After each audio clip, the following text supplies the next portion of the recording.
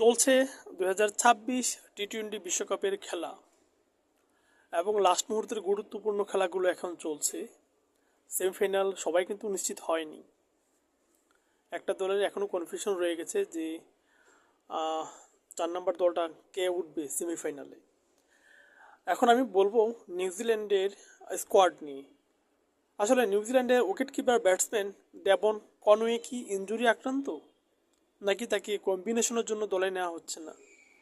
আমার মাথায় আসে না এরকম ক্লাসিক একটা ব্যাটসম্যানকে নিউজিল্যান্ড দলে নিচ্ছে না কোন অজুহাতে, মানে কেন, এটা আসলেই মাথায় ঢুকছে না।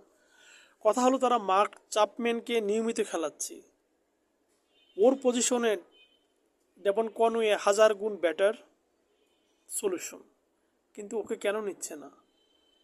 ডেভন কনওয়ে এমন একজন ব্যাটসম্যান যে 1 to 10 পজিশন পর্যন্ত খেলতে পারে, তাকে যে পজিশনেই নামানো হোক না কেন সে ভালো ব্যাট করতে পারে, যে পজিশনেই।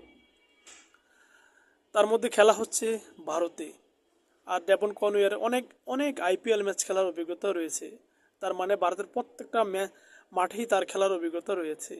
এমন একজন খেলোয়াড়কে নিউজিল্যান্ড কেন বসিয়ে রেখেছে আমার জানা নেই।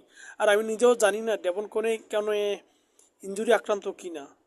যদি ডেভন কনওয়ে ইনজুরি আক্রান্ত না হয় তাহলে বলবো নিউজিল্যান্ডের সিলেক্টররা মানে খুব বাজে একটা সিদ্ধান্ত নিয়েছে তাকে না খেলানো।